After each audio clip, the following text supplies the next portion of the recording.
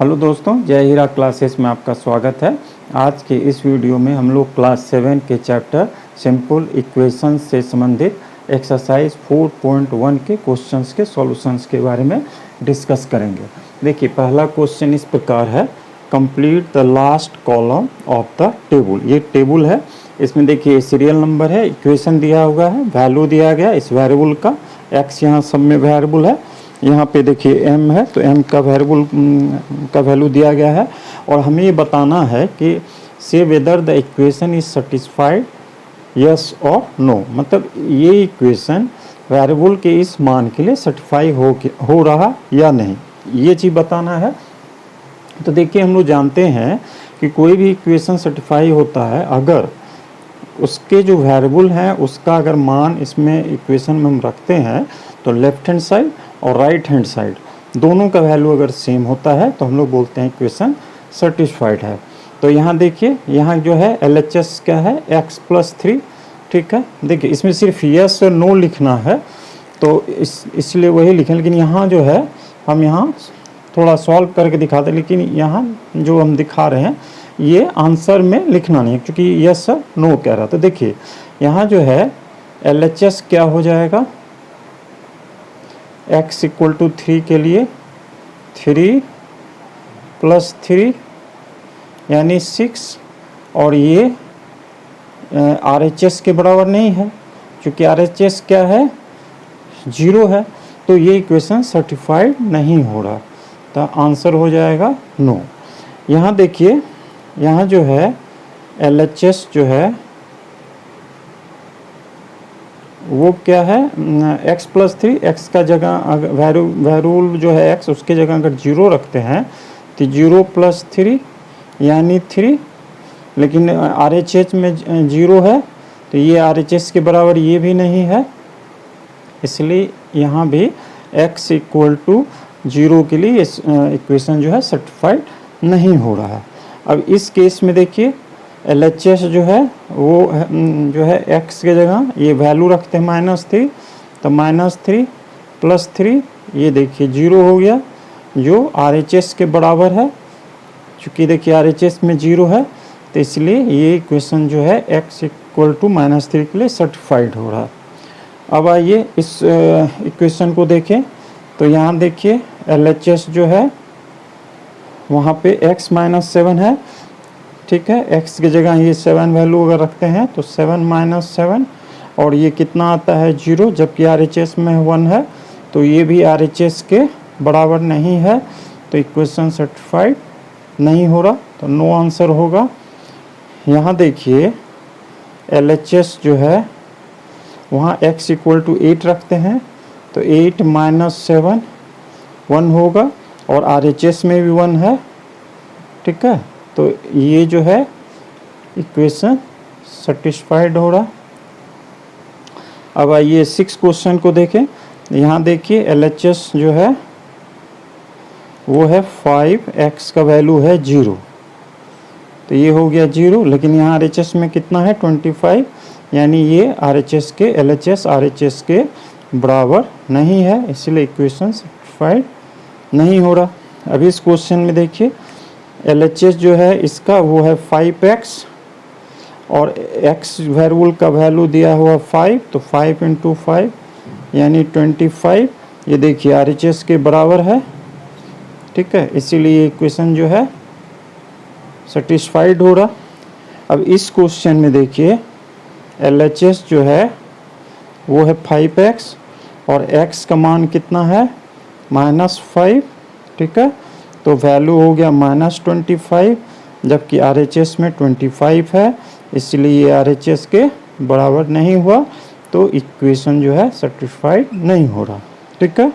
अब देखिए यहाँ जो LHS है लेफ्ट हैंड साइड में वो क्या एक्सप्रेशन है, m/3 और m का वैल्यू कितना दिया गया है -6, तो -6/3 ये कितना आ गया -2, ये RHS के बराबर नहीं है, ठीक है, क्योंकि यहाँ 2 दिया गया है, तो यहाँ ये इक्वेशन भी सेटिस्फाइड m = -6 के लिए नहीं हो रहा। अब आइए इस क्वेश्चन में, यहाँ देखिए LHS m/3 जो है, m का वैल्यू 0 रखते हैं जो दिया गया है, तो 0/3 0 हुआ, और यहाँ RHS में 2 है, तो ये RHS के बराबर नहीं है, इसलिए ये भी इक्वेशन सेटिस्फाइड नहीं हो रहा। अब इस केस में देखिए, यहाँ जो है LHS है m/6 और m का वैल्यू कितना है 6, तो 6/3 यानी 2। देखिए RHS में भी 2 वैल्यू दिया गया है, तो ये RHS के बराबर है, इसलिए ये इक्वेशन जो है m = 6 के लिए सेटिस्फाइड हो रहा है। अब देखिए क्वेश्चन 2 इस प्रकार है, check whether the value given in the brackets is the solution to the given equation और नॉट। तो इसमें हम 3 क्वेश्चन लिए हैं, A, C और E।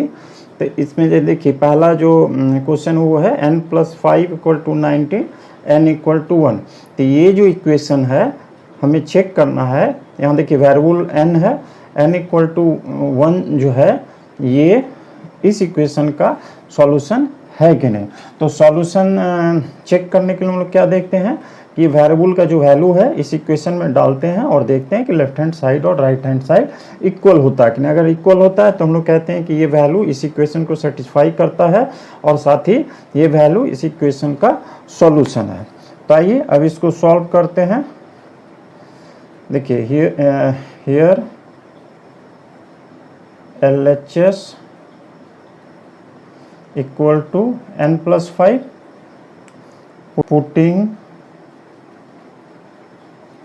n = 1, we get that valuable n जो है उसका वैल्यू 1 रखने पे हम लोग क्या पाते हैं, we get that LHS = n की जगह देखिए 1 रखे और ये +5 है 6 आया, और ये जो है राइट हैंड साइड के बराबर नहीं है, ठीक है। Since LHS does not equal to RHS, therefore n = 1 is not a solution to the given equation। आइए अब दूसरा सवाल किसी प्रकार देखते हैं। यहाँ देखिए है 7n + 5 = 19, n = 2। तो n = 2 इस इक्वेशन का सॉल्यूशन है कि नहीं ये देखना है, हमें ये बताना है। तो देखिए हियर इसमें हम लोग क्या करते हैं ना कि LHS और RHS को ये जो वेरिएबल का वैल्यू है पुट करके देखते हैं कि वो इक्वल आ रहा है कि नहीं, यही मेन होता है। तो यहाँ चूंकि नंबर है तो यहाँ वेरिएबल पार्ट नहीं है, इसलिए यहाँ वेरिएबल का वैल्यू नहीं पुट करने की आवश्यकता। लेकिन अगर यहाँ भी एक्सप्रेशन रहेगा तो LHS और RHS दोनों को लेके सॉल्व करेंगे और देखेंगे कि इक्वल है कि नहीं। Here LHS = 7n + 5, putting n = 2, we get that n = 2 जो है वो हम लोग LHS में रखते हैं तो हम लोग क्या पाते हैं, LHS का वैल्यू जो है देखिए 7 × 2 + 5, n की जगह 2 रख दिए तो ये हो गया 14 + 5, ठीक है। ये हो गया देखिए 19 और जो कि है RHS के बराबर है, ठीक है। तो since LHS = RHS, therefore n = 2 is a solution to the given equation। अब आइए इस क्वेश्चन को बनाएं। तो ये देखिए इक्वेशन है 4p - 3 = 13, p = -4 जो है इसका सॉल्यूशन है कि नहीं ये चेक करना है हमें, ठीक है। तो यहाँ देखिए here LHS = 4p - 3, putting p equal to -4,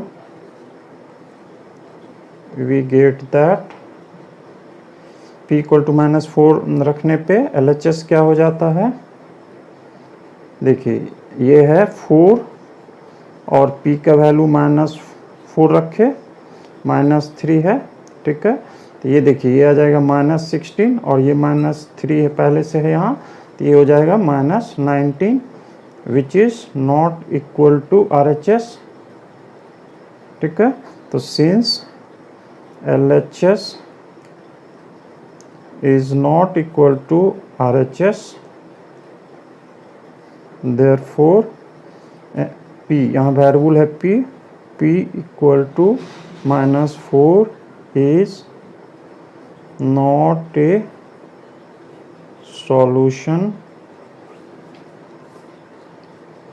to the given equation। अब देखिए क्वेश्चन 3 इस प्रकार है, solve the following equations by trial and error method. इसमें 2 पार्ट है, तो हम एक पार्ट यहाँ डिस्कस कर रहे हैं। कुछ ही क्वेश्चन सबको इसलिए पकड़ ताकि बाकी को आप अभ्यास करें, अभ्यास ज़रूरी है। तो इसमें जो है हमें ट्रायल और एरर से इस इक्वेशन का जो है सॉल्यूशन निकालना। सॉल्यूशन निकालना मतलब ये जो वेरिएबल है उसका वैल्यू निकालना है, जिस वैल्यू के लिए जो भी इक्वेशन दिया गया है वो सेटिस्फाई होता हो। तो देखिए जैसा नाम है ट्रायल एरर मेथड, तो इसमें जो है हम लोग को क्या करना पड़ता है कि वेरिएबल का जो वैल्यू है एक अंदाज करते हुए वो मान के सॉल्व करना पड़ता है, ट्राई करना पड़ता है, ठीक है। और अगर उस वैल्यू पे वो इक्वेशन सेटिस्फाई हो जा रहा तो कहते हैं कि ये जो वेरिएबल का वैल्यू वो उसका सॉल्यूशन है। अगर मान लीजिए नहीं सेटिस्फाई होता तो फिर देखते हुए कि किस तरह का डिफरेंस जो है LHS RHS में आ रहा है, तो फिर उसी हिसाब से जो वेरिएबल उसका वैल्यू हम लोग फिर लेके ट्राई करते हैं। तो इसमें लेकिन एक जो है कि जैसे यहाँ ही देखिए, यहाँ जो है पहले लिखते हैं the given equation is 3m - 14 equal to 4। अब देखिए यहाँ जो है वेरिएबल का कोई वैल्यू लेते हुए हमें ट्राई करना है जिस पे LHS और RHS पड़ा हो, तो उसमें लेकिन थोड़ा हमें ये देखना पड़ेगा कि क्या वैल्यू लेना उचित होगा। जैसे मान लीजिए अगर हम 0 से शुरू करें तो m इक्वल टू 0 लीजिएगा तो -14 लेफ्ट हैंड में आ जाएगा, ठीक है। 1 लेते हैं तो ये 3 × 1 3 होगा तो -11। तो इस तरह क्या है कि बहुत सारा वैल्यू लेना पड़ेगा, तो थोड़ा एक अंदाज करते हुए लेंगे। जैसे मान लीजिए यहाँ 5 लेते हैं तो 5 × 3 15 -14 1 आएगा। एक थोड़ा अंदाज करने का है प्रैक्टिकली तो 1 आता है। और जब 6 लेते हैं तो 6 × 3 18 -14 4 आएगा। लेकिन अगर डायरेक्ट 6 लेके अगर हम सॉल्व करेंगे तो फिर वो भी जो है एग्जामिनर को लगेगा कि डायरेक्ट ये वैल्यू पुट कर दिया।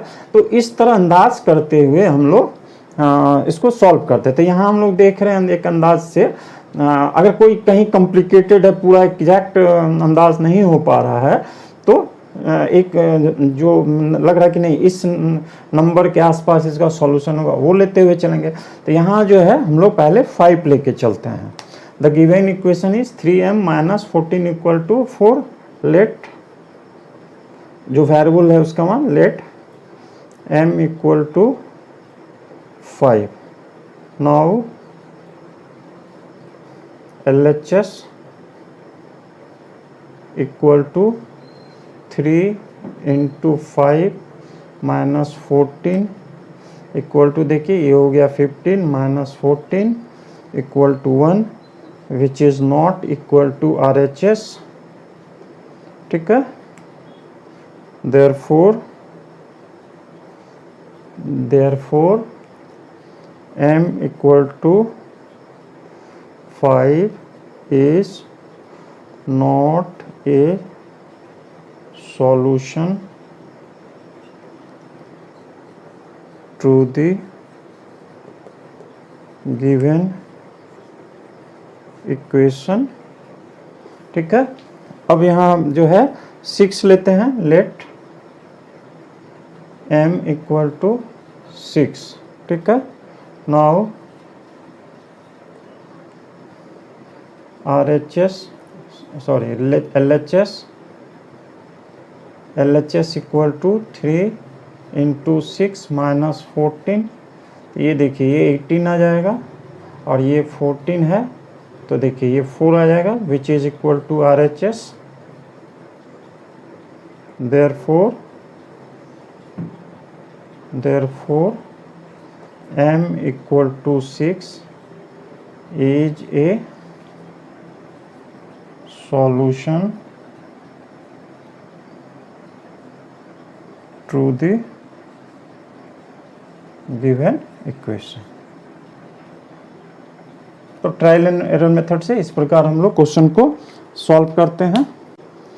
आइए क्वेश्चन 4 को अब देखें। क्वेश्चन 4 इस प्रकार है, right equations for the following statements. कुछ स्टेटमेंट दिए गए हैं, उसके अनुसार जो है हमें इक्वेशन लिखना है। पहला स्टेटमेंट है, देखिए the sum of number x and 4 is 9। इसी में यहाँ हम सॉल्यूशन बनाते जाते हैं। तो देखिए इसमें क्या कह रहा है, the sum of number x and 4। एक नंबर x है और उसका सम 4 के साथ इज 9, तो ये इक्वल टू 9 हो गया, ठीक है। अब देखिए दूसरा इस प्रकार है question, 2 subtracted from y is 8। y एक नंबर है, इसमें से 2 सब्सट्रैक्ट किया गया तो हमें कितना मिला, 8। इसी प्रकार देखिए थर्ड क्वेश्चन है, 10 times a is 70। 10 times a मतलब 10a हो गया और ये कितने के बराबर है, 70। चौथा क्वेश्चन है, the number b divided by 5 gives 6। तो नंबर जो है वो किससे डिनोट हो रहा, b से, इसको डिवाइड किया जा रहा 5 से और कितना रिजल्ट आ रहा है, 6। तो b डिवाइडेड 5 इक्वल टू 6, ये इक्वेशन हुआ। अब 5 यहाँ देखिए, 5 है 3/4 ऑफ t इज 15। देखिए 3/4 ऑफ t यानी 3/4, देखिए इस प्रकार होता है और इंटू t, ठीक है। 3/4 ऑफ t, ये कितना आ रहा है, 15, ठीक है। तो इसको थोड़ा सा सिंप्लीफाई कर दीजिए, 3t divided by 4 equal to 15। अब देखिए 6 क्वेश्चन इसका जो है वो है 7 times m plus 7। 7 times m जो वेरिएबल है उसका 7 टाइम्स, उसमें हम 7 को प्लस करें तो हमें कितना प्राप्त होता है, 77। ये इक्वेशन हुआ इस स्टेटमेंट के लिए। अब देखिए क्वेश्चन 7 देखें, ये 4 का क्वेश्चन जो पार्ट 7 है, 1/4 of number x minus 4 gives 4। तो पहला क्या है, नंबर है x, इसका 1/4 मतलब 4 से डिवाइड करेंगे, इसमें से -4 करते हैं तो कितना आता है, 4, ठीक है। अब देखिए ये क्वेश्चन जो है 8 है इस प्रकार, if you take away 6 from 6 times y you get 60। तो 6 टाइम्स ऑफ y में से हमें कितना लेना है, यानी घटाना है 6, और आंसर कितना आ रहा है इसका रिजल्ट, 60। तो ये इक्वेशन हो गया। अब यहाँ देखिए, if you add 3 to 1/3 of z you get 30। तो देखिए इसका सॉल्यूशन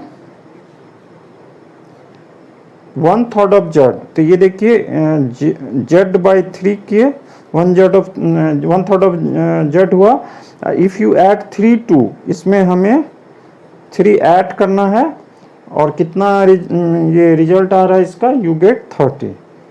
तो ये जो है इक्वेशन हुआ इस स्टेटमेंट का। देखिए क्वेश्चन 5 इस प्रकार है, right the following equations in statement form. इसमें 8 जो है इक्वेशन दिए गए हैं, इसे हमें स्टेटमेंट फॉर्म में लिखना है। तो देखिए इस तरह समझते हुए इन क्वेश्चन का हम सॉल्यूशन हम लोग बनाएंगे। यहाँ देखिए p + 4 = 15, मतलब एक नंबर है p, इसमें 4 ऐड किए हैं तो 15 आता है। तो देखिए इसको इस प्रकार लिखेंगे, the sum of number p and 4 is 15। इसी प्रकार देखिए दूसरा जो इक्वेशन है वो है m-7 इक्वल टू 3। तो इसमें लिखते हैं 7 subtracted from number m is 3। अब थर्ड क्वेश्चन को देखते हैं 2m इक्वल टू 7। तो इसको इस प्रकार लिखेंगे, देखिए twice of number m is 7।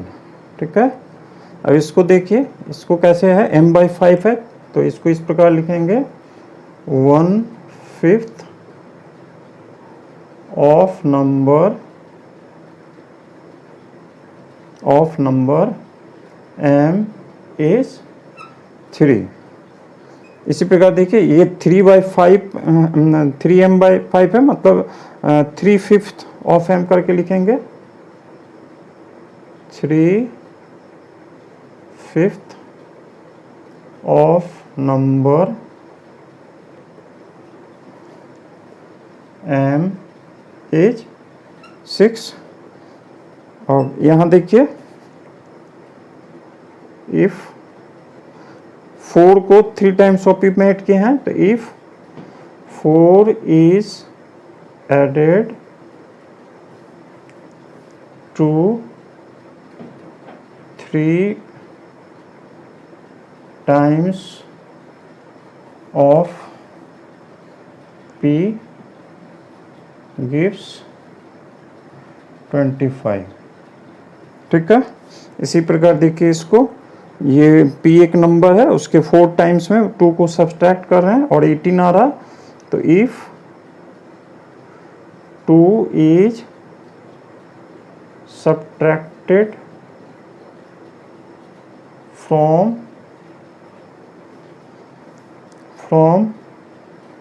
4 times of p,